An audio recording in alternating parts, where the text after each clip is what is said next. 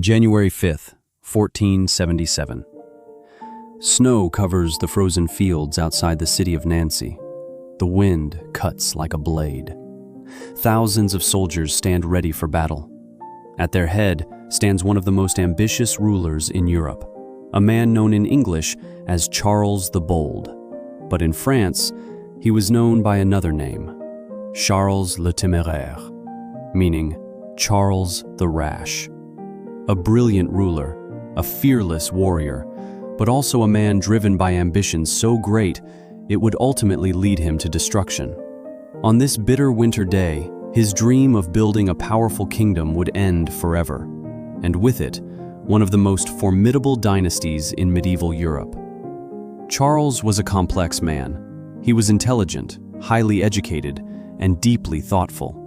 He spoke several languages: French, Dutch, English, Latin, and Italian. He was also a talented musician who composed music and played the harp. Some even believe he helped develop early forms of counterpoint, a musical technique where multiple melodies combine in harmony.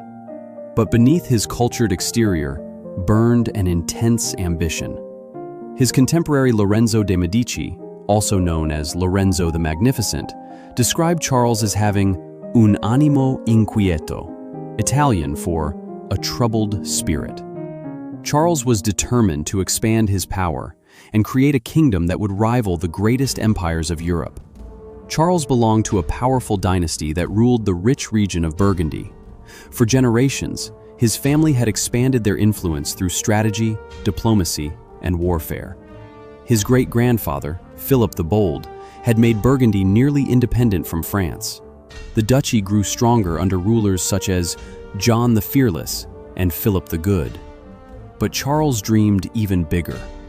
He wanted to revive the ancient Kingdom of Lotharingia, a vast territory that once formed part of the empire of Charlemagne, one of Europe's greatest rulers. If successful, Charles would control a powerful state stretching across Central Europe. But one man stood in his way: King Louis XI of France. King Louis XI was not known for his battlefield strength. Instead, he was famous for cunning diplomacy. So skilled was he at political maneuvering that he became known as the Universal Spider because of the complex webs of alliances he created. Louis built alliances with Charles's enemies, including Edward IV of England and René of Lorraine. René strengthened his army with feared Swiss pikemen, highly disciplined infantry armed with long spears capable of stopping cavalry charges. The stage was set for a decisive confrontation. In 1476, Charles suffered devastating defeats against the Swiss and their allies, first at Grandson, then at Morat, where he lost a large portion of his army. Soon after, René captured the important city of Nancy. Winter was approaching. Most commanders would have waited until spring, but Charles refused to retreat. Driven by determination, or perhaps stubborn pride, he marched his exhausted army through freezing conditions to reclaim the city. By January 5th, 1477, Charles's army of approximately 6,000 men stood outside Nancy, cold, hungry, exhausted. Then, René arrived, leading a force of approximately 20,000 soldiers, including thousands of experienced Swiss mercenaries. Charles now faced an army more than 3 times the size of his own. Still, he refused to retreat. René avoided a direct frontal attack. Instead, he sent thousands of troops through snow-covered forests, hidden from Charles's view. After hours of marching through deep snow, the Swiss forces suddenly emerged from the trees, charging toward the rear of Charles's army. Alpine horns echoed across the frozen battlefield. Charles's soldiers were caught completely by surprise. Outnumbered, surrounded, the Burgundian lines began to collapse. Panic spread. The army broke. The battle was lost.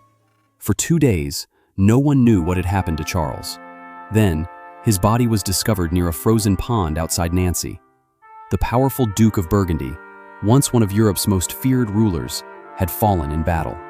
With his death, his dream of creating a great kingdom collapsed. The Burgundian dynasty lost its dominant position in Europe. The balance of power shifted, changing the future of the continent. Charles was only 43 years old. His ambition had been extraordinary.